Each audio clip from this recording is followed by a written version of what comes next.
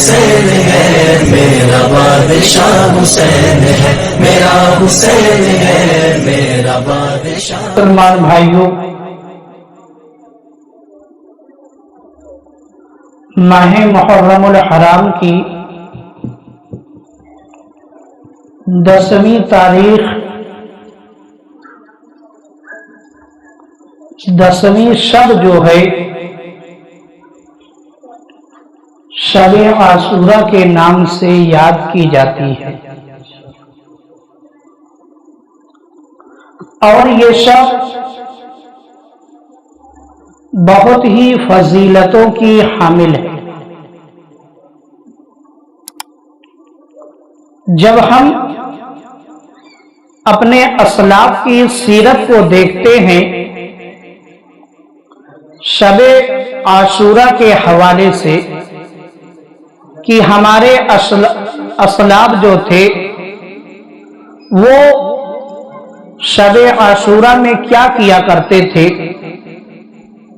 تو ہمارے اسلاف کی سیرت سے ہم اور آپ کو یہی سبق ملتا ہے، یہی تعلیم ملتی ہے کہ ہمارے اسلاف کی سیرت کے اندر یہ بات موجود ہے کہ ان کی زندگی کے اندر جب بھی شب عاشورہ آتی تو وہ اس رات کو جو ہے اللہ کی عبادتوں میں گزارا کرتے تھے۔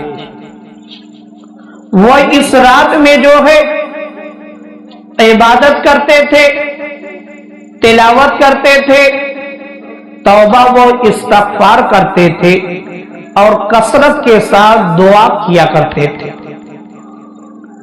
یہ چیز جو ہے ہمارے اسلاف کی سیرت کے اندر موجود ہے، اور یہی تعلیم حضرت امام حسین رضی اللہ تعالی عنہ کی بھی ہے۔ آپ کی زندگی کی آخری جو شب تھی وہ شب عاشورہ ہے، اور آپ نے اپنی زندگی کی آخری رات کو کس انداز سے گزارا ہے۔ اگر آپ یہ جاننا چاہتے ہیں کہ امام علی مقام نے شب عاشورہ کو جو ہے کس انداز سے گزارا ہے، تو آپ کو کربلا کی سرزمین پر جانا پڑے گا،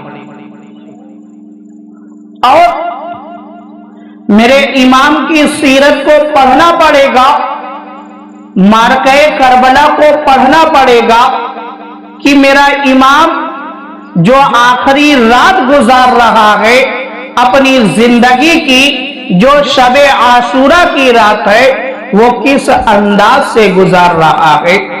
تو سنو میرے مسلمان بھائیوں، میرے امام نے جو اپنی آخری رات گزاری ہے وہ کس انداز سے گزاری ہے۔ آؤ دیکھو، محرم الحرام کی 9 تاریخ ہے، سورج ڈوبنے کے قریب ہے، سورج ڈوبنے کے قریب ہے۔ میرے امام نے نماز عصر جو ہے ادا کر لی ہے، اور آپ اپنے خیمے کے دروازے پر جو ہے تلوار کا سہارا لے کر آپ بیٹھے ہوئے ہیں۔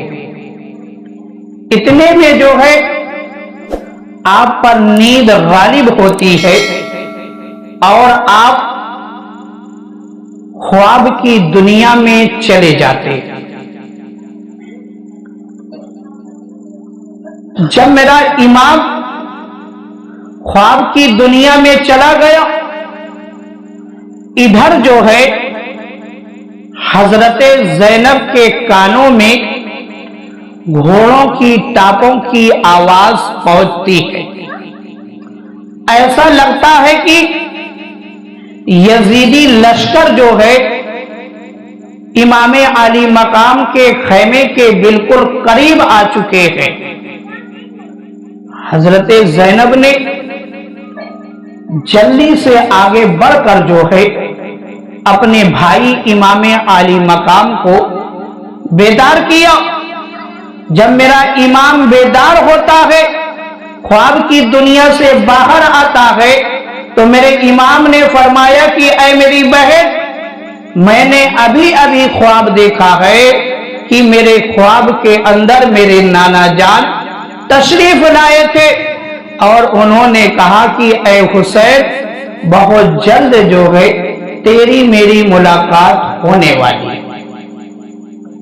اب حضرت زینب نے کہا کہ بھائی، یہ یزیدی فوج عمرو بن سعد جو ہے، یہ فوج کو ہمارے خیموں کی طرف لے کر آ رہا ہے، آخر وجہ کیا ہے؟ یہ وجہ معلوم کی جائے. میرے امام نے جب دیکھا تو آپ نے اپنے بھائی حضرت عباس کو حکم دیا کہ اے عباس، تم عمرو بن سعد کے پاس جاؤ اور اس سے پوچھو کہ اس وقت جو ہے ادھر فوج لے کر آنے کا مقصد کیا ہے، وجہ کیا ہے.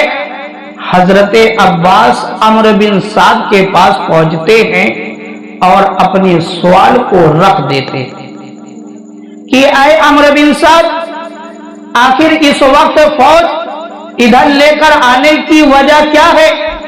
تو عمرو بن سعد نے کہا کہ اے عباس، ابن زیاد کا پیغام آیا ہے کہ امام حسین سے جو ہے بیعت کا مطالبہ کیا جائے اور اسی وقت مطالبہ کیا جائے.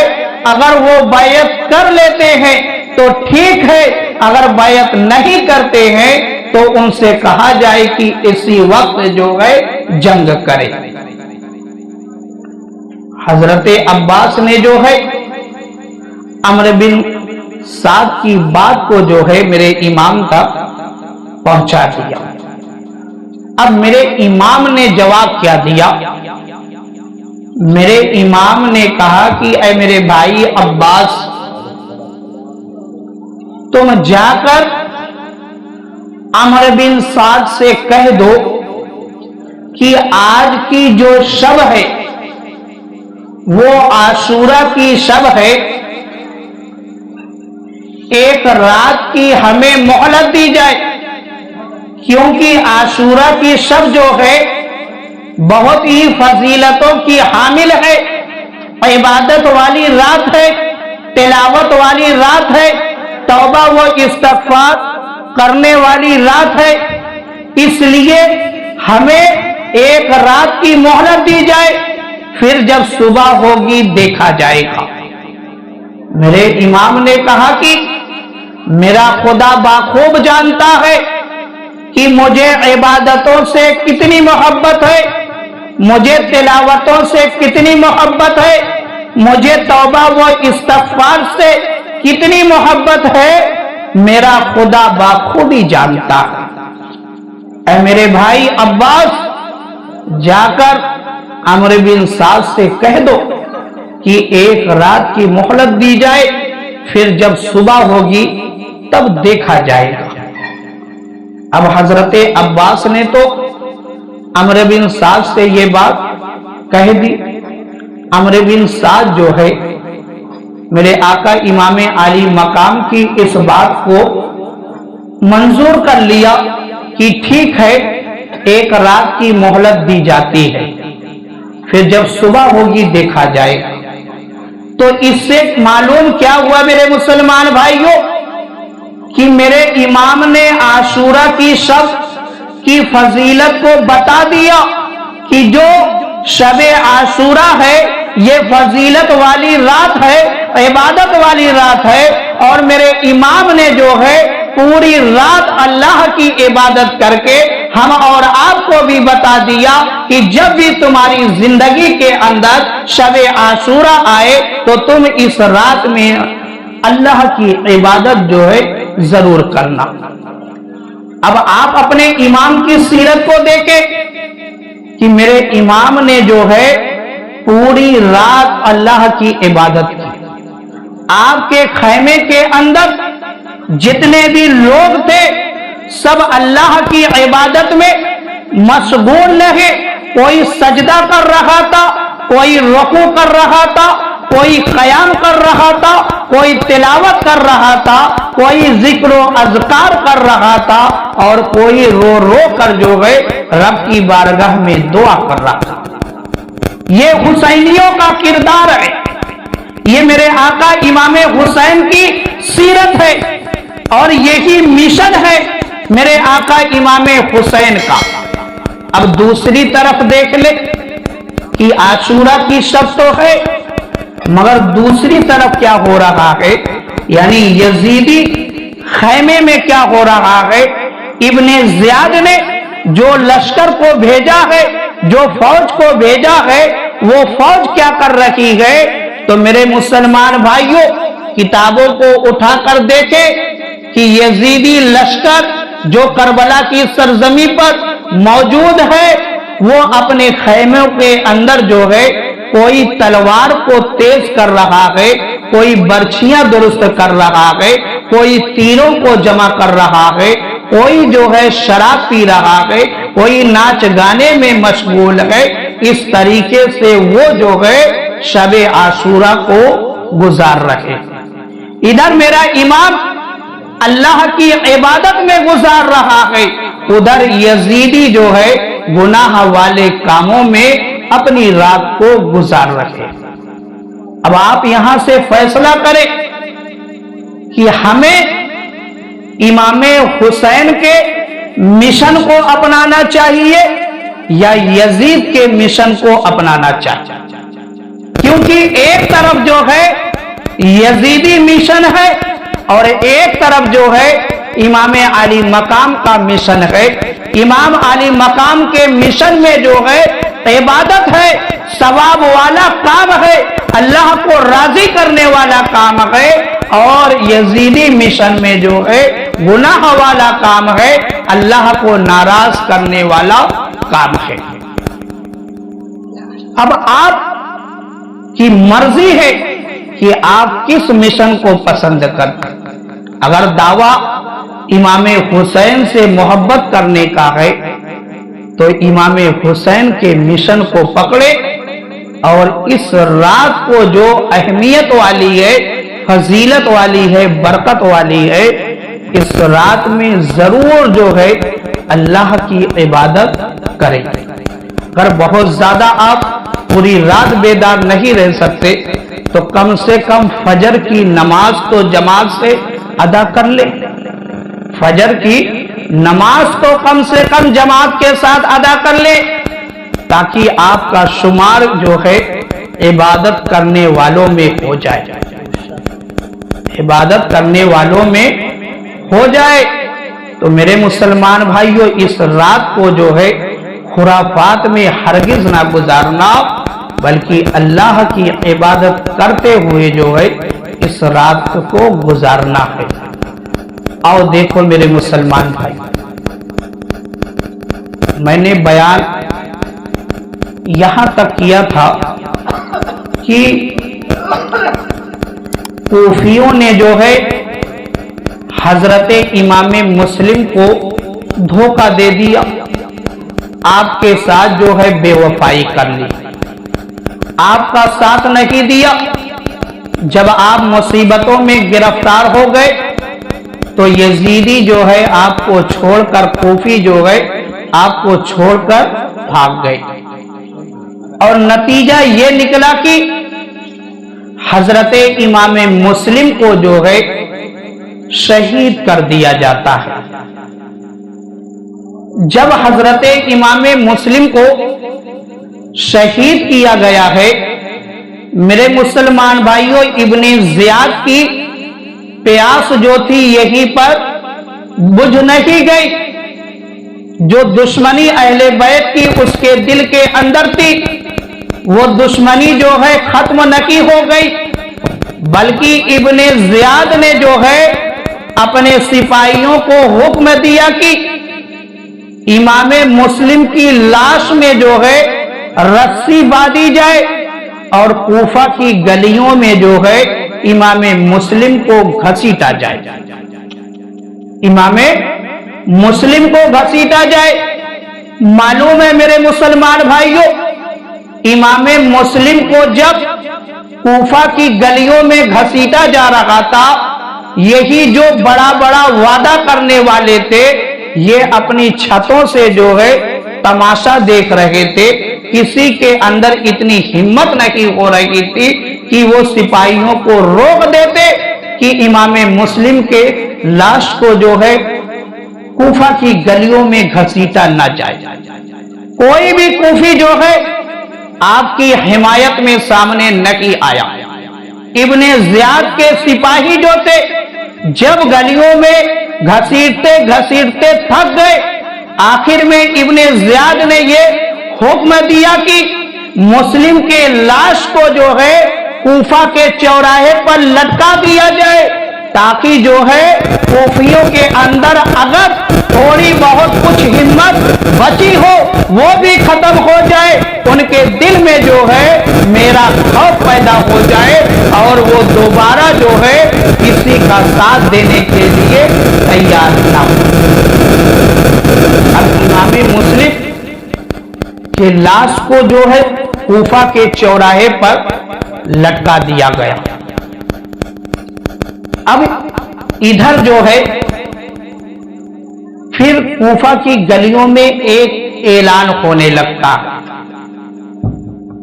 और वो ऐलान जो है ये था कि इब्ने ज़ियाद ने अपने मुनादी से ये कहा कि जाकर कूफे की गलियों में ऐलान कर दो कि जिसने भी मुस्लिम के बच्चों को पनाह दिया, अपने घर के अंदर कयाम दिया, ठहराया, उसको जो है कत्ल कर दिया जाएगा, उसके घर को लूट लिया जाएगा।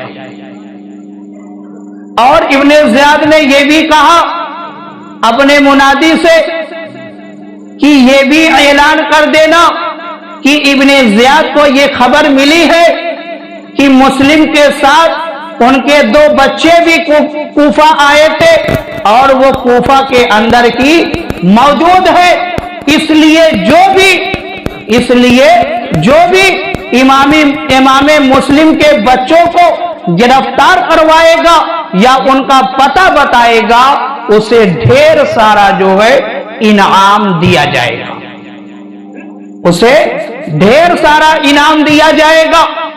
अब मेरे मुसलमान भाइयों, जो लालची लोग थे कूफा के अंदर, जो सिक्कों पर बिका करते थे, अब उनके दिल में जो है दुनिया की लालच आ गई। वो लालची कुत्ते जो है वो कूफा की गलियों में चक्कर लगाने लगे, पता करने लगे कि इमाम मुस्लिम के बच्चे जो है किन के मकान में मौजूद है। और ये दोनों बच्चे जो है काजी शुरे, एक काजी थे जो कूफा के, उन्हीं के मकान पर ये दोनों बच्चे जो है मौजूद थे। अब जब ये ऐलान जो है काजी शुरे के कानों तक पहुंचा, आप भी जो है घबरा गए, आप भी घबरा गए, क्योंकि इन्हें जो है एक तरफ तो अपनी जान की फिक्र थी और दूसरी तरफ दोनों बच्चों के जान की फिक्र।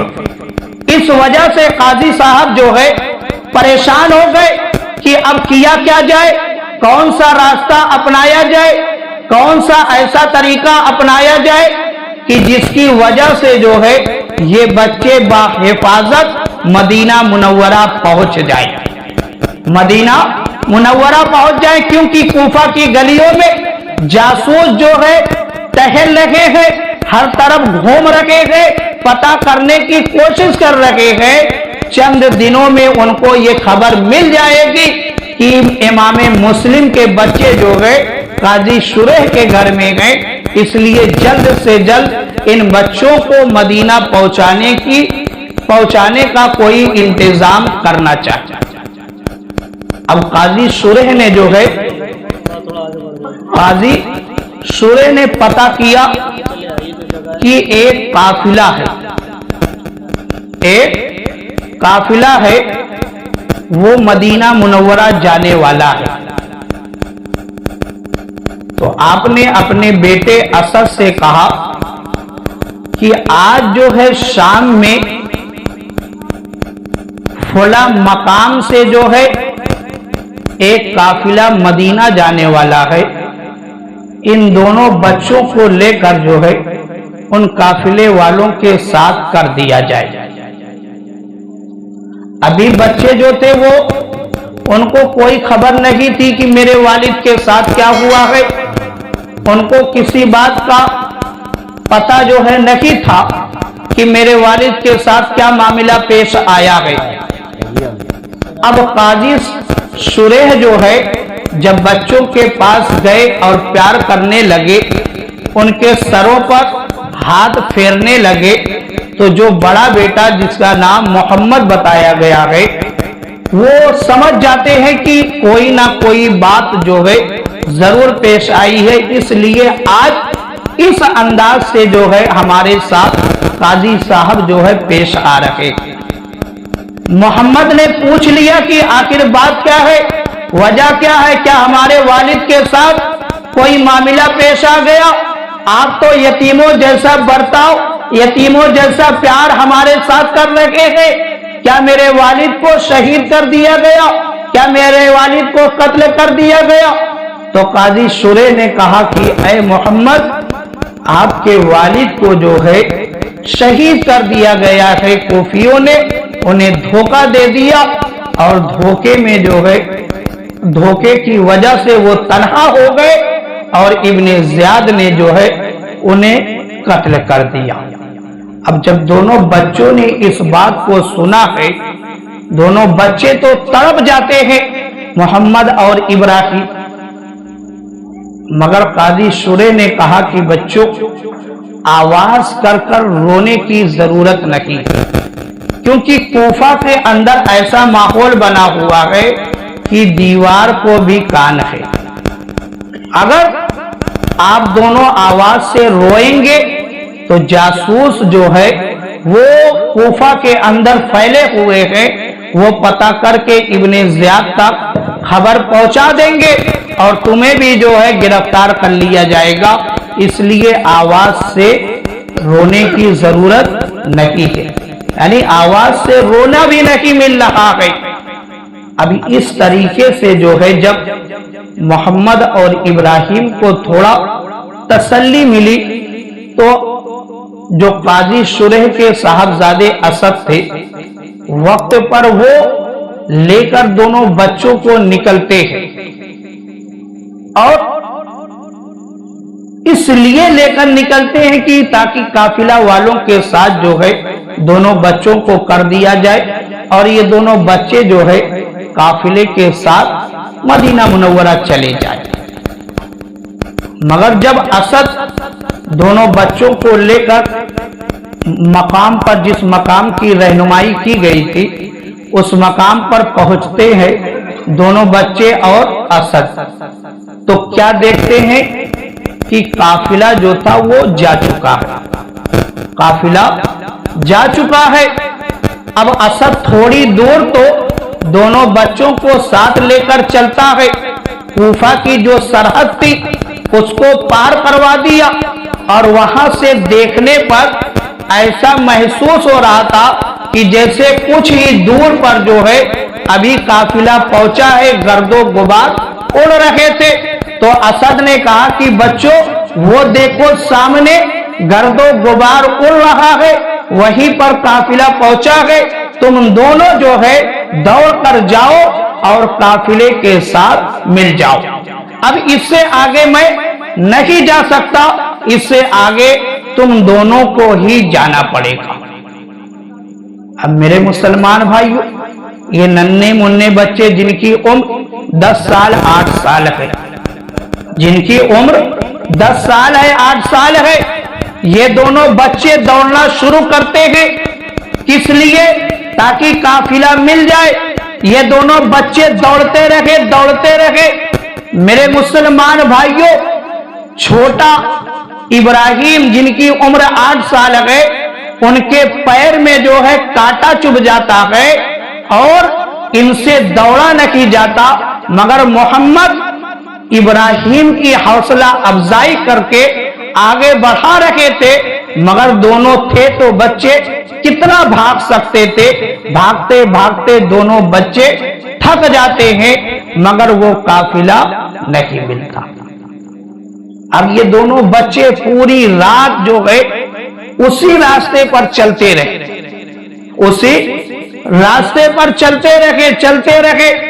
سوچو میرے مسلمان بھائیوں، آج ہمارے گھر میں 8 سال کا 10 سال کا بچہ ہو، اس سے 12 بجے 11 بجے رات میں گھر سے باہر نکلنے کو کہا جائے، وہ باہر نہیں نکلے گا ڈر کی وجہ سے۔ مگر یہ امام مسلم کے صاحبزادے محمد اور ابراہیم یہ جنگلوں میں، ریگستانوں میں، کانٹے دار راستے میں چلتے رہے۔ جب کسی طرف سے کوئی آواز آتی تو دونوں بھائی جو ہے ڈر کی وجہ سے آپس میں چمٹ جاتے، اور پھر جب آواز ختم ہو جاتی پھر دونوں بھائی جو ہے چلنا شروع کر دیتے۔ اس طریقے سے میرے مسلمان بھائیوں یہ دونوں بھائی جو ہے پوری رات چلتے رہے، اور جب فجر کا وقت ہوتا ہے تو دونوں نے کیا دیکھا کہ ہم نے جہاں سے سفر شروع کیا تھا وہیں پر موجود ہے۔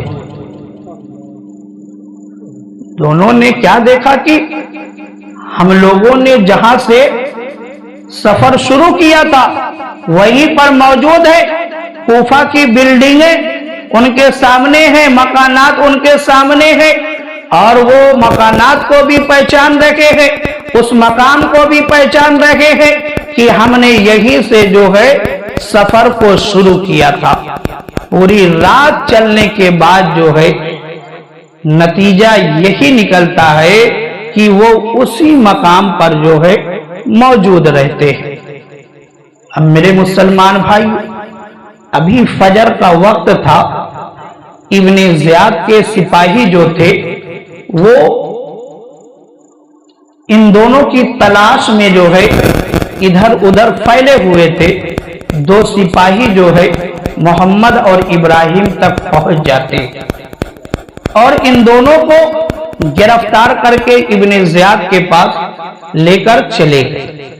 ابن زیاد نے جو ہے حکم دیا کہ ان دونوں کو قید خانے کے اندر ڈال دیا جائے، اور جب تک یزید کے طرف سے جو ہے کوئی پیغام نہیں آتا، کوئی حکم نہیں آتا، تب تک ان کو جو ہے قید خانے کے اندر رکھا جائے، ان کو کال کوٹری کے اندر رکھا جائے۔ جب دونوں بچوں کو قید خانے کے اندر ہاتھوں کو رسیوں سے باندھ کر قید خانے کے اندر ڈالا گیا ہے، یہ بچے پوچھ رہے تھے آپس میں کہ یہ کون سا مکان ہے، یہ کیسا مکان ہے کہ اس کے اندر تو چاروں طرف جو ہے اندھیرا ہی اندھیرا۔ ان بچوں نے ابھی تک تو قید خانہ دیکھا ہی نہیں تھا، ایک تو پوری رات سفر کر کے تھک ہار چکے ہیں، اور ہاتھ جو ہے رسیوں سے باندھا جا چکا ہے، بھوک الگ ہے، پیاس الگ ہے، تھکان الگ ہے۔ میرے مسلمان بھائیوں سوچو، 8 سال کا بچہ، 10 سال کا بچہ کتنی مصیبتوں کا سامنا ایک ساتھ کر رہا ہے، مگر زبان پر جو ہے شکوہ کا ایک الفاظ نہیں آ رہا۔ ہر حال میں دونوں بچے اللہ کا شکر ادا کر رہے ہیں، شکایت نہیں کر رہے۔ جب دونوں بچوں کو جو ہے قید خانے کے اندر ڈال دیا گیا تو قید خانے کا جو داروغہ تھا، جس کا نام جو ہے مشکور بتایا گیا ہے، یہ اہل بیت سے محبت کرنے والا تھا۔ اس کے دل میں جو ہے اہل بیت کی محبت تھی، اس سے جو ہے محمد اور ابراہیم کی تکلیف دیکھی نہیں گئی۔ اس نے فیصلہ کیا کہ چاہے میری جان چلی ہی جائے مگر میں ان بچوں کو جو ہے قید خانے سے ضرور نکالوں گا۔ رات کا جب اندھیرا چھا گیا، مشکور دونوں بچوں کو جو ہے قید خانے سے نکالتا ہے، اور نکالنے کے بعد جو ہے اپنے گھر لے کر جاتا ہے. وہاں پر اس نے جو ہے کھانا وغیرہ پیش کیا. پھر اس کے بعد اپنی ایک انگوٹھی جو ہے محمد کو دیتا ہے. کہتا ہے کہ قادسیہ کے اندر میرا ایک بھائی رہتا ہے جو کوتوال ہے. تم یہاں سے قادسیہ جو ہے چلے جاؤ اور میرے بھائی سے ملاقات کر کے کہہ دینا کہ مجھے مشکور نے بھیجا ہے، تو مجھے مدینہ منورہ پہنچانے کا کوئی انتظام کر دو. اب یہ مشکور دونوں بھائیوں کو لیتا ہے اور جو راستہ قادسیہ جاتا تھا اس راستے پر لا کر جو ہے مشکور نے دونوں بھائیوں کو، دونوں بچوں کو چھوڑ دیا اور کہا کہ تم سیدھا یہی راستہ پکڑ کر قادسیہ جو ہے چلے جانا. میرے مسلمان بھائیوں، یہ 8 سال 10 سال کے محمد اور ابراہیم جنہوں نے ابھی تک مدینہ منورہ یا مکہ معظمہ کے علاوہ اور دوسرے مقامات دیکھے نہیں تھے، ان کو قادسیہ کا راستہ، قادسیہ کا سفر کرنے کے لیے جو ہے تنہا بھیجا جا رہا ہے. یہ محمد اور ابراہیم، ان کی ہمت دیکھے میرے مسلمان بھائیوں.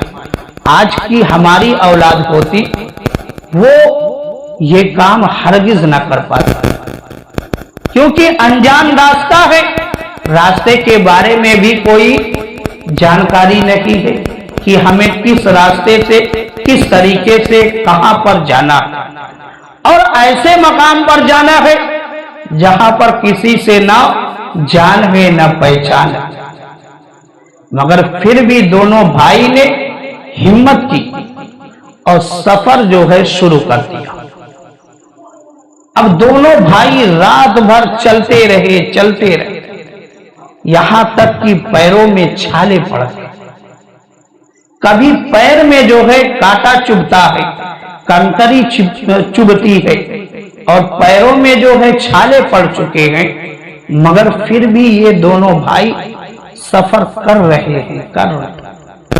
مگر جیسے ہی صبح ہوتی ہے، فجر کا وقت ہوتا ہے، تو دونوں بھائی کیا دیکھتے ہیں کہ ہم لوگوں نے جہاں سے سفر شروع کیا تھا اسی مقام پر موجود.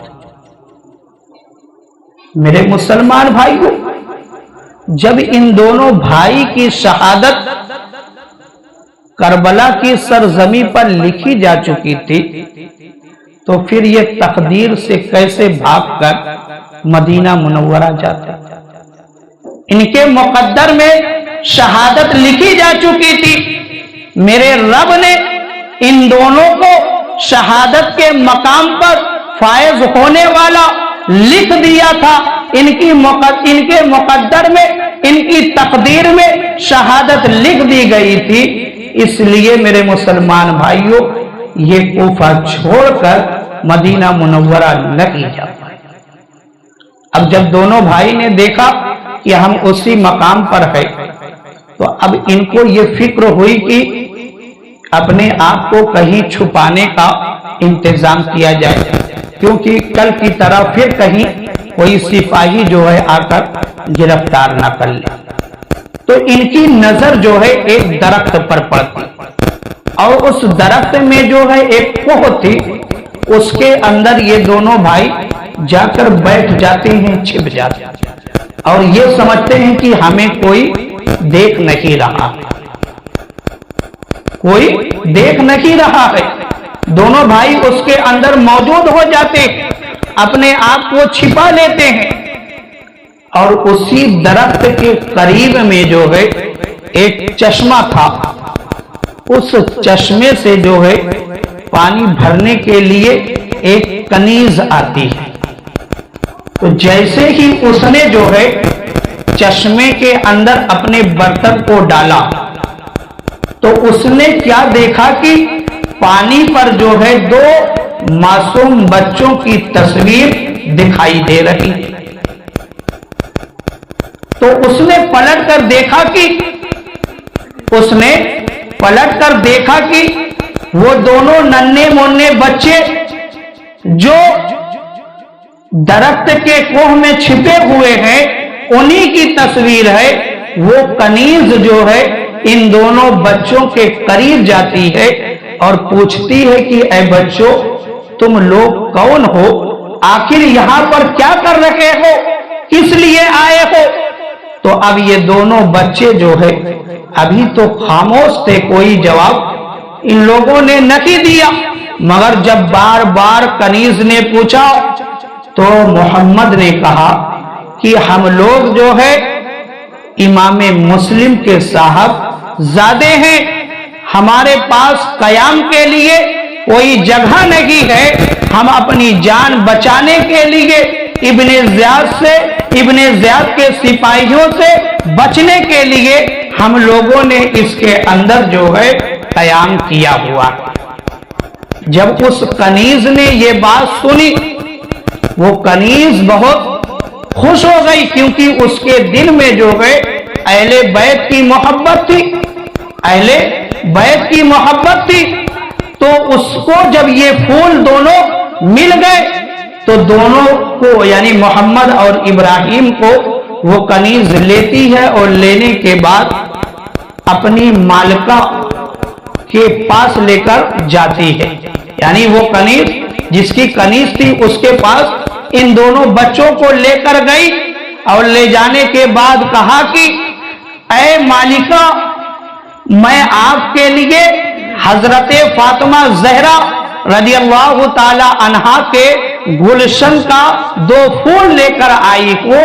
तो जब उसने ये बात सुनी कि कनीज ये कह रही है कि आले नबी औलादे अली से 2 फूल जो है मेरे घर आए हैं, तो वो भी बहुत खुश हो जाती। अब उसने जो है इन दोनों बच्चों को नहलाया धुलाया, खिलाया पिलाया और उसके बाद जो है एक कमरे के अंदर बिस्तर लगा देती है और कहती है कि बच्चों, ये अपना ही घर समझो, क्योंकि मैं जो है हजरत फातिमा से भी मोहब्बत करती हूँ, अहले बैत से भी मोहब्बत करती हूँ। मेरे दिल में जो है अहले बैत की मोहब्बत है, इसलिए तुम जो है इस घर को अपना घर समझो और इत्मीनान के साथ जो है आराम करो। अब मेरे मुसलमान भाइयों, इस मालिका का जो शौहर था वो बहुत ही खूंखार था, जल्लाद किस्म का आदमी था। उसका नाम हारिस बताया गया है। वो रात में जो है थका मादा घर जब आता है तो उसकी बीवी ने पूछा कि आखिर पूरा दिन तू कहां था और ये थका मादा इतनी थकान, इसकी वजह क्या है? तो हारिस ने कहा कि क्या तुझे नहीं मालूम, इब्ने ज़ियाद ने ये ऐलान किया है, जो भी इमाम मुस्लिम के साहबजादों को गिरफ्तार करके लाएगा उसको ढेर सारा इनाम दिया जाएगा। उसी की तलाश में, यानी इमाम मुस्लिम के साहबजादों की तलाश में मैं पूरा दिन जो है कूफा की गलियों को चक्कर लगाता रहा, कूफा की गलियों की खाक को छानता रहा, मगर मुझे जो है इमाम मुस्लिम के साहबजादे नहीं मिले। मैं बिल्कुल जो है थक हार चुका हूं, मुझे फौरन जो है खाना दिया जाए ताकि मैं खाना तनाउल करके जो है फौरन आराम करूं। अब जब हारिस की बीवी ने यह बात सुनी, अब उसके दिल में जो है खौफ पैदा हो गया। किस बात का? कि दोनों बच्चे तो मेरे घर में ही है और ये जल्लाद उन्हीं बच्चों की तलाश में है। कहीं कोई ऐसी बात ना हो जाए कि जिसकी वजह से जो है ये राज फांस हो जाए, इसको मालूम हो जाए कि मेरे ही घर में जो है इमाम मुस्लिम के दोनों साहबजादे मौजूद हैं। अब इसने अपने शौहर को जो है समझाना चाहा, मकाम व मर्तबा अहले बैत का बताना चाहा, मगर जिसके दिल पर जो है मोहर जब लग जाती है तो फिर उसकी समझ में जो है कोई भी बात नहीं आती। जैसे आजकल बहुत सी बातें ऐसी है کہ لوگوں کو بتایا جائے کہ یہ کام ہرگز نہ کرو، ان کی سمجھ میں نہیں آتا۔ کیوں نہیں آتا؟ ان کے بھی دل پر مہر لگ چکی ہے، اس لیے نہ قرآن کی آیت ان کے دل میں اتر رہی ہے، نہ حدیث پاک ان کے دل میں اتر رہی ہے۔ اگر اس مہر کو وہ دھلنا چاہتے ہیں، ختم کرنا چاہتے ہیں، تو ان کو جو ہے سچی پکی توبت نصوحہ کرنی ہوگی، تب تو جو ہے یہ مہر ان کے دل سے ہٹے گی، ورنہ نہ وہ دنیا میں کامیاب ہوں گے اور نہ آخرت میں کامیاب ہوں گے، وہ کسی بھی طرف نہیں ہوں گے۔ آج جو ہے زور کے بل پر، طاقت کے بل پر کسی کو مجبور کر کے کام تو غلط کروا سکتے ہیں، مگر کامیاب ہرگز نہیں ہو سکتے، کامیاب ہرگز نہیں ہو سکتے۔ اس لیے میرے مسلمان بھائیوں، قرآن و حدیث کی تعلیمات کو پکڑو۔ اگر قرآن کی کوئی آیت آپ تک پہنچ جائے، اس پر جو ہے فوراً لبیک کہو اور اس پر عمل کرنے کی کوشش کرو، اس کا مقابلہ نہ کرو، اس کا مقابلہ نہ کرو کہ نہیں قرآن کہتا ہے کہنے دو، میرا نفس جو کہے گا میں وہی کام کروں گا، تو اس میں ہرگز کامیابی نہیں ہے۔ اور دیکھو میرے مسلمان بھائی، جب حارث کی بیوی نے جو ہے بار بار اس کو سمجھایا، مگر اس کی سمجھ میں بات نہیں آئی۔ اب جب بات اس کی سمجھ میں نہیں آئی تو اس نے اپنی بیوی کو جو ہے زور سے ڈانٹ کر خاموش کرا دیا۔ اچھا، اب اس نے بستر لگا دیا، وہ سونے لگتا ہے کہ رات کا کچھ پہر جب گزر جاتا ہے تو اچانک جو ہے رونے کی آواز آنے لگتی ہے، اور جب رونے کی آواز پیدا ہوئی تو وہ آواز جو ہے حارث کے کان سے ٹکرائی۔ حارث جو ہے نیند سے بیدار ہو گیا۔ اس نے جو ہے اپنی بیوی سے کہا کہ کہاں سے رونے کی آواز آ رہی ہے، بچے کہاں ہیں جو رو رہے ہیں، آخر یہ آواز کہاں سے آ رہی ہے؟ تو اس کی بیوی نے کہا کہ پڑوس میں کوئی بچہ ہوگا جو رو رہا ہوگا، مگر اس بدبخت نے کہا کہ نہیں، پڑوس سے آواز نہیں آ رہی ہے، یہ آواز تو میرے مکان سے ہی آ رہی ہے، یہ اٹھتا ہے، چراغ روشن کرتا ہے، اور جدھر سے آواز آ رہی تھی ادھر ہی جو ہے یہ جاتا ہے۔ اور جانے کے بعد اس نے کیا دیکھا کہ دو خوبصورت بچے ہیں جو آپس میں چمٹ کر جو ہے رو رہے ہیں اور ایک دوسرے سے اپنی بات عرض کر رہے ہیں۔ جب حارث نے یہ منظر دیکھا تو اس نے پوچھا کہ اے بچوں، تم کون ہو؟ اب یہ بچے تو یہ سمجھ رہے تھے کہ یہ محب اہل بیت کا گھر ہے، اس لیے فوراً جو ہے ان لوگوں نے کہہ دیا کہ ہم لوگ امام مسلم کے صاحبزادے ہیں۔ جیسے ہی اس نے یہ سنا کہ یہ امام مسلم کے صاحبزادے ہیں، اس نے جو ہے دونوں بچوں کے بالوں کو پکڑا، اور پکڑنے کے بعد جو ہے چہرے پر تماچے لگانے شروع کر دیے۔ اتنے تماچے لگائے کہ جب تک وہ تھک نہیں گیا تب تک تماچے جو ہے مارتا رہا۔ سوچو میرے مسلمان، وہ کم عمر کے بچے جو 8 سال 10 سال کے بچے ہیں، جو 8 سال 10 سال کے بچے، ان کے رخسار پر اگر تماچے لگائے جائے وہ کتنے تماچے برداشت کر سکتے؟ 1 سے 2 بہت زیادہ ہے، مگر محمد اور ابراہیم کے رخسار پر اتنے تماچے لگائے گئے کہ جب تک حارث تھک نہیں گیا تب تک جو ہے یہ تماچے لگاتا رہا، اور جب تھک جاتا ہے تو اس نے دونوں بھائیوں کے زلفوں کو آپس میں باندھ دیا، اور باندھنے کے بعد جو ہے کمرے کے اندر بند کر دیا اور کہا کہ صبح تک تم تڑپ لو، پھر اس کے بعد جو ہے تمہارا کام ختم ہو جائے۔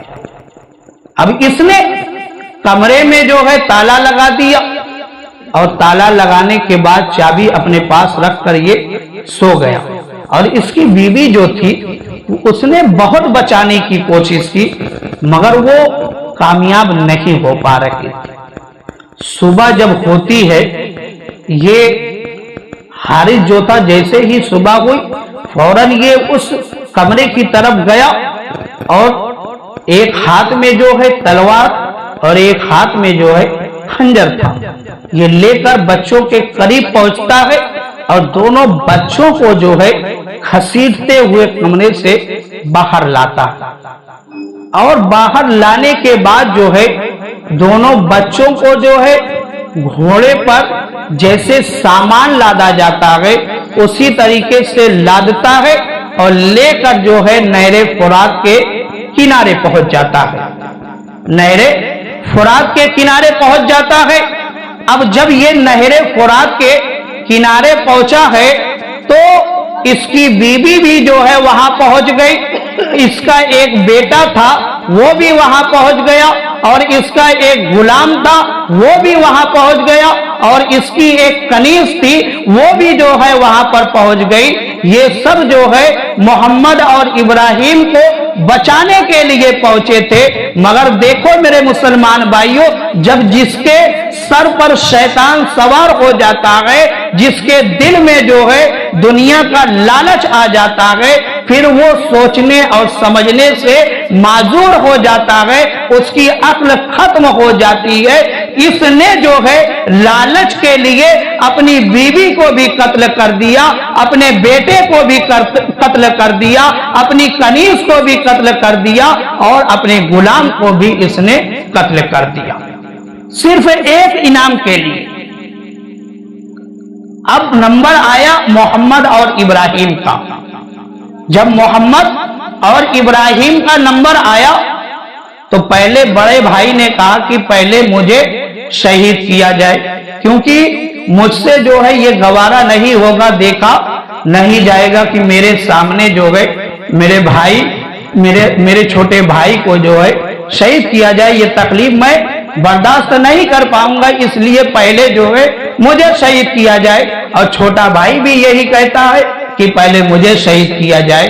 آخر میں اس بدبخت نے جو ہے اس انداز سے تلوار کو چلایا کہ دونوں بھائی کے سر جو ہے ایک ساتھ جسم اطہر سے جدا ہو جاتے ہیں. دونوں بھائیوں نے جو ہے جام شہادت کو نوش کر لیا. انا للہ و انا الیہ راجعون. ابھی یہی پر ختم نہیں. اب جب حارث نے دونوں کو شہید کر دیا تو دونوں کے جسم اطہر کو جو ہے دریائے فرات کے اندر ڈال دیا اور دونوں سروں کو لے کر جو ہے یہ ابن زیاد کے دربار میں پہنچ گیا. اور پہنچنے کے بعد کہا کہ اے امیر میں آپ کے سب سے بڑے دشمن کے بیٹوں کا سر لے کر آیا. ابن زیاد نے کہا کہ میرا کون دشمن اور وہ بھی بڑا والا دشمن. تو حارث نے کہا کہ مسلم کے صاحبزادوں کا میں سر لے کر آیا.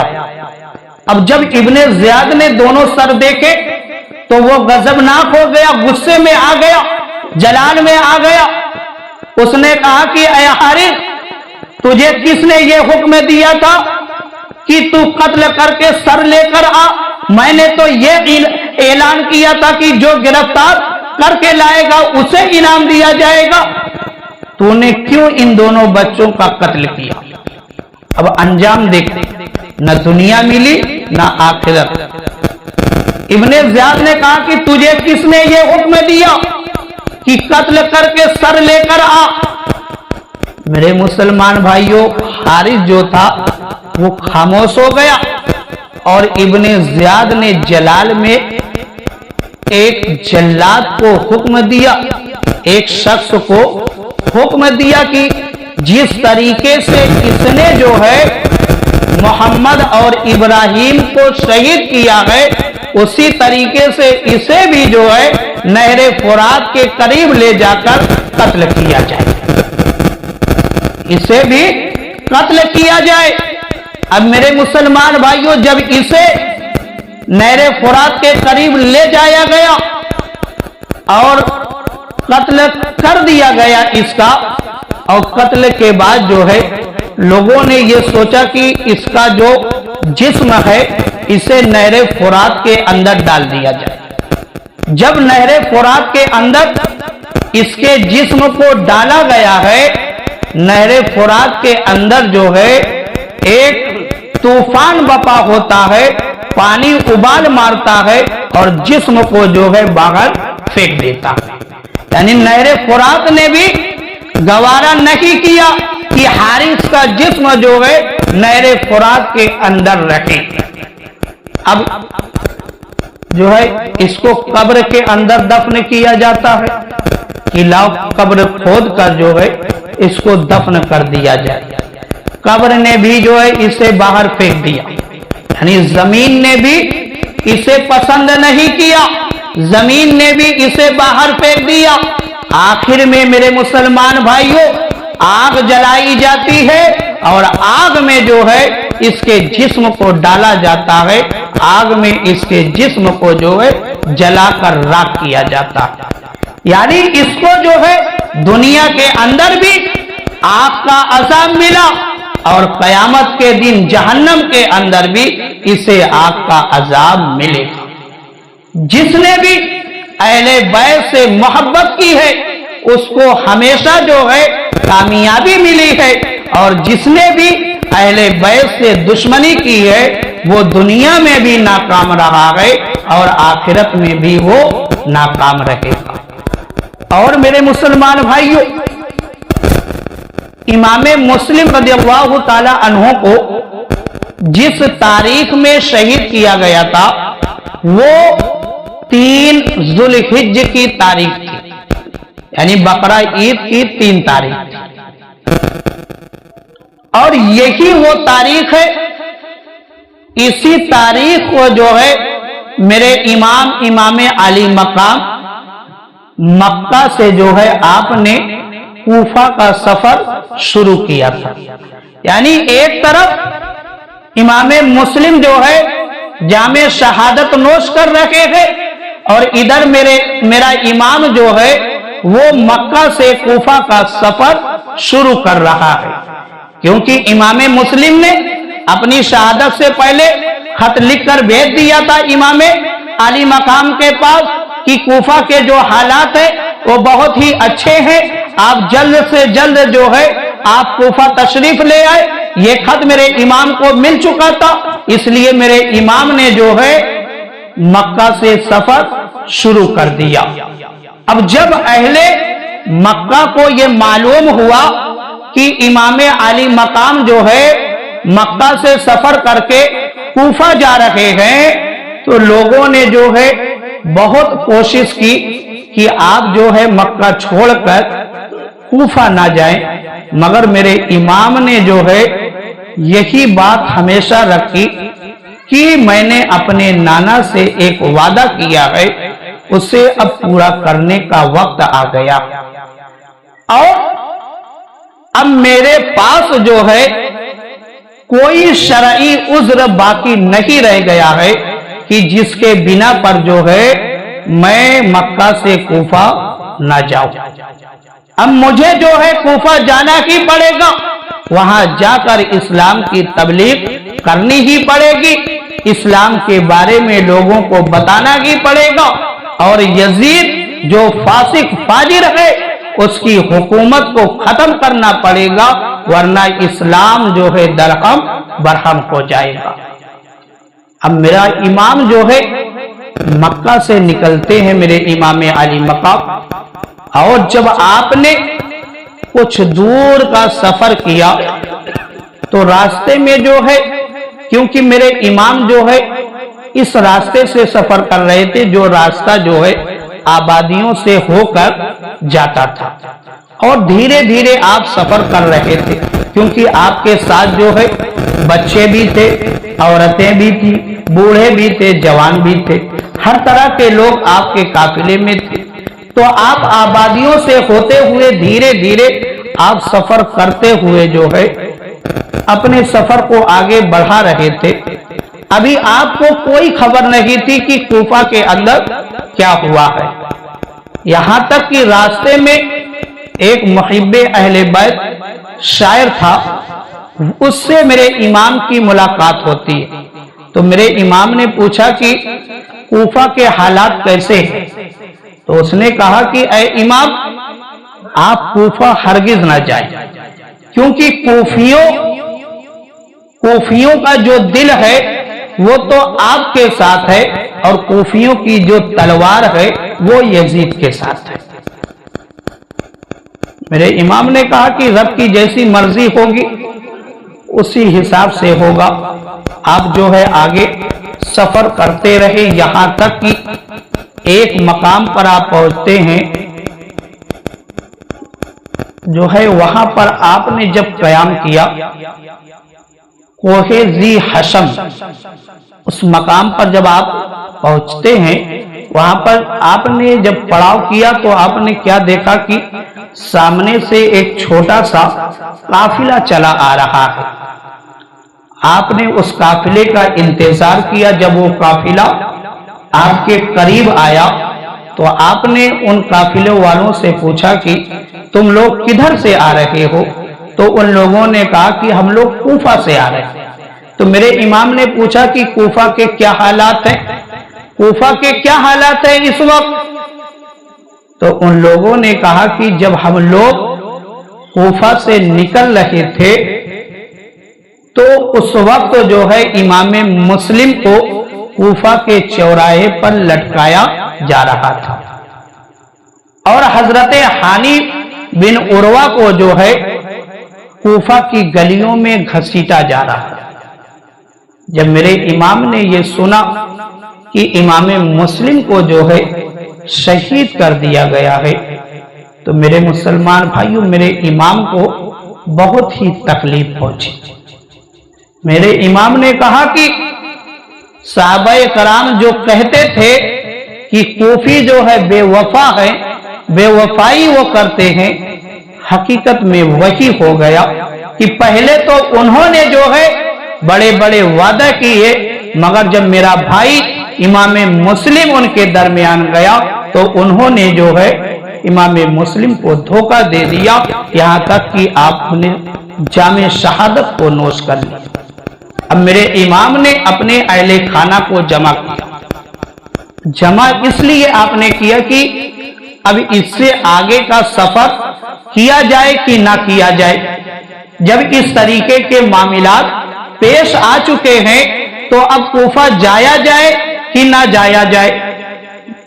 جب آپ کے اہل خانہ جو آپ کے ساتھ تھے، ان لوگوں کو جب آپ نے جمع کیا اور یہ بتایا کہ مجھے یہ خبر ملی ہے کہ امام مسلم کو جو ہے شہید کر دیا گیا ہے، تو اب آپ لوگوں کی کیا رائے ہے کہ آگے جو ہے سفر کیا جائے کہ نہ کیا جائے؟ اب اس قافلے میں یعنی میرے امام کے ساتھ جو ہے امام مسلم کے کچھ بھائی بھی تھے اور کچھ اولادیں بھی تھی۔ ان لوگوں نے کہا کہ ہم لوگ جو ہے کوفہ ضرور جائیں گے اور جو ہے اپنے بھائی کا قصاص ضرور لیں گے۔ اب اس طریقے کی جب گفتگو ہوئی، آخر میں نتیجہ یہی نکلا کہ آگے سفر کرنا چاہیے۔ اب میرے امام پھر جو ہے اپنا قافلہ لے کر آگے چلتے ہیں۔ ابھی کوفہ جو ہے کچھ ہی دور پر باقی رہ گیا تھا، تو میرے امام نے کیا دیکھا کہ سامنے سے ایک لشکر آ رہا ہے، سامنے سے ایک لشکر آ رہا ہے۔ اب لوگوں کی نظر جو ہے ادھر ہی جم گئی، کیونکہ لشکر جب آ رہا تھا تو گرد و غبار اڑ رہے تھے، صاف یہ ظاہر نہیں ہو رہا تھا کہ یہ کتنی تعداد میں ہے اور کس لیے ادھر آ رہے ہیں۔ اب جب وہ لشکر جو ہے دھیرے دھیرے دھیرے قریب آیا، اور آنے کے بعد جب میرے امام کے قریب وہ لشکر آ گیا تو اس لشکر کا جو سپہ سالار تھا اس کا نام حر تھا۔ حر جو ہے میرے امام کے پاس آیا اور آنے کے بعد کہا کہ ہم لوگ جو ہے ابن زیاد کی طرف سے آئے ہیں، اور ابن زیاد کا پیغام یہ ہے ہم لوگوں کے لیے کہ امام عالی مقام جو ہے جہاں پر بھی ملے انہیں وہیں پر روک دیا جائے، انہیں کوفہ کے اندر داخل نہ ہونے دیا جائے۔ ابھی میرے امام جو ہے نینوا پر موجود ہے، ابھی کوفہ کے اندر میرے امام داخل نہیں ہوئے ہیں، اور ان سپاہیوں نے، ابن زیاد کے سپاہیوں نے اسی نینوا کے مقام پر جو ہے میرے امام کو روک لیا، میرے امام کو روک لیا۔ اچھا، جب میرے امام کو روک لیا گیا، اب میرے امام کی سخاوت دیکھیں، میرے امام کی سخاوت دیکھیں۔ میرا امام جانتا ہے کہ یہ آنے والا لشکر جو ہے ہمیں گرفتار کرنے کے لیے آیا ہے، ہمیں روکنے کے لیے آیا ہے، ہمیں پریشان کرنے کے لیے آیا ہے، مگر میرے امام کی سخاوت دیکھیں کہ جب میرے امام نے یہ دیکھا کہ یہ سامنے والا جو لشکر ہے یہ پیاسا ہے، ان کے جانور پیاسے ہیں، کیونکہ دھوپ بہت تیز تھی اور چٹیل میدان تھا، ایسے مقام پر موجود تھے میرے امام، تو میرے امام نے ان کی پیاس کو بجھانے کے لیے اپنے ساتھیوں کو حکم دیا، اپنے اہل خانہ کو حکم دیا کہ ہمارے پاس جو ہے جتنا بھی پانی ہو سب ان کو دے دیا جائے، تاکہ یہ جو ہے اپنی بھی پیاس بجھا سکے اور اپنے جانوروں کی بھی پیاس کو بجھا سکے۔ یہ میرے امام کی سخاوت ہے۔ ورنہ میرے مسلمان بھائیوں، تاریخ لکھنے والوں نے لکھا ہے کہ میرے امام کے پاس اتنا پانی تھا کہ اگر میرا امام جو ہے ابن زیاد کے سپاہیوں کو پانی نہ دیتا تو 1 مہینے تک وہ پانی چلتا، 1 مہینے تک وہ پانی چلتا، کیونکہ 1000 سپاہیوں کی پیاس بجھائی جا رہی ہے، جانوروں کی بھی پیاس بجھائی جا رہی ہے۔ آپ خود ہی اندازہ لگائیں کہ کتنا پانی لگے گا 1000 آدمیوں کی پیاس بجھانے کے لیے اور جانوروں کی پیاس بجھانے کے لیے۔ مگر میرے امام نے اپنی سخاوت کا مظاہرہ کیا اور خود میرے امام نے اپنے ہاتھوں سے بہت سے لوگوں کو پانی پلایا۔ اس طریقے سے میرے مسلمان بھائیو معاملہ چلتا رہا، یہاں تک کہ ظہر کا وقت ہو جاتا۔ جب ظہر کا وقت ہو گیا، میرے امام نے علی اکبر کو حکم دیا کہ اے بیٹا علی اکبر اذان دو تاکہ نماز ظہر ادا کی جائے۔ سوچو میرے مسلمان بھائی، میرا امام ہے کہ ایک وقت کی نماز چھوڑنے کے لیے تیار نہیں ہے، ہم ان سے محبت کرنے کا دعویٰ کرتے ہیں اور نماز پر نماز چھوڑتے چلے جاتے۔ میرے امام نے علی اکبر کو حکم دیا، علی اکبر نے جو ہے اس ریگستان میں اللہ اکبر کی جب صدا بلند کی ہے تو آپ کی آواز سے جو ہے پورا میدان گونجنے لگتا ہے، پورا میدان گونجنے لگتا ہے، کیونکہ آپ کی آواز کے اندر اتنی مٹھاس تھی کہ جس کے بھی کان میں جو ہے آپ کی آواز پہنچ جاتی تھی وہ آپ کی پوری آواز کو سننے کے لیے منتظر ہو جایا کرتا تھا، پورا ذہن، پورا دماغ جو ہے اس کا اسی طرف ہو جایا کرتا تھا۔ اب علی اکبر نے جب آواز دی، اذان دی اور نماز کا وقت ہوا تو میرے امام نے خود سے پوچھا کہ تم میرے پیچھے نماز ادا کرو گے یا الگ سے جماعت کرو؟ تو حر نے کہا کہ نہیں اے امام، ہم لوگ جو ہے آپ ہی کے پیچھے نماز ادا کریں گے۔ اب جب لوگ جمع ہو گئے، یعنی حر کے ساتھ آنے والے جو سپاہی تھے وہ بھی اور میرے امام کے ساتھ جو لوگ تھے وہ بھی جو ہے جمع ہو گئے، تو میرے امام نے مختصر میں ایک خطبہ دیا، اور خطبہ یہ دیا، آپ نے بتایا کہ میں یہاں پر جو آیا ہوں یا جو میں کوفہ جا رہا ہوں میں اپنی مرضی سے نہیں آیا ہوں، کوفیوں نے جب مجھے بلایا خط لکھ کر تب جو ہے میں مجبور ہوا کوفہ آنے کے لیے۔ اب میرے امام نے ان خطوط کو منگوایا اور حر کے سامنے رکھ دیا کہ اے حر دیکھو یہ وہ خطوط ہے اور ان میں جو تمہارے ساتھ آئے ہوئے ہیں فلاں بن فلاں جو ہے اس نے بھی میرے پاس خط بھیجا ہے، فلاں بن فلاں جو ہے اس نے میرے پاس خط بھیجا ہے، فلاں بن فلاں جو ہے اس نے میرے پاس خط بھیجا ہے۔ سب اپنے سر کو جو ہے جھکا لیتے ہیں مگر کوئی جواب نہیں دیتے، کیونکہ حقیقت ہے، جھوٹ بول نہیں سکتے، خط سامنے موجود ہے۔ تو میرے مسلمان بھائیوں، میرے امام کو شہید کرنے والے وہی لوگ تھے جنہوں نے خطوط لکھ کر بلایا تھا، وہی لوگ تھے میرے امام کو شہید کرنے والے، اور وہ دعویٰ بہت بڑا بڑا کرتے۔ جب ظہر کی نماز ہو گئی، اس کے بعد شام جب ہوتی ہے تو حر نے کہا کہ اے امام میں جو ہے مجبور ہوں، کیونکہ حضرت حر جو تھے ان کے بھی دل میں اہل بیت کی، میرے امام کی محبت تھی، یہ تو مجبوراً ابن زیاد کا سپاہی ہونے کی وجہ سے مجبوراً ان کو یہاں آنا پڑا تھا ڈیوٹی کرنے کے لیے، نوکری کرنے کے لیے۔ تو آپ نے جو ہے میرے امام سے کہا کہ اے امام میں یہ چاہتا ہوں کہ آپ جو ہے آج رات میں یہاں سے مدینہ نکل جائیں، اور طریقہ میں یہ آپ کو بتاتا ہوں کہ میں اپنی فوج کو جو ہے آپ سے کچھ دور پر پڑاؤ کراؤں گا تاکہ جو ہے ان کو خبر نہ لگ سکے، اور آپ رات کے اندھیرے میں جو ہے یہاں سے نکل جائیں۔ میرے امام نے کہا کہ ٹھیک ہے۔ آپ نے تیاری کی اور رات میں جو ہے میرے امام نے سفر شروع کیا۔ پوری رات میرے امام جو ہے چلتے رہے مگر جو ہے راستہ طے نہیں ہوا۔ صرف فرق اتنا پڑا کہ پہلے جو ہے آپ کہیں اور تھے، تھوڑی دور پر، تھوڑے فاصلے پر آپ جو ہے صبح کے وقت موجود تھے۔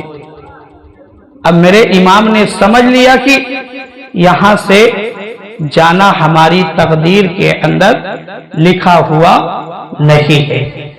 آپ نے پوچھا کہ اس مقام، اس جگہ کا نام کیا ہے؟ تو بتانے والوں نے بتایا کہ اس مقام کا نام، اس جگہ کا نام کرب و بلا ہے، کرب و بلا ہے۔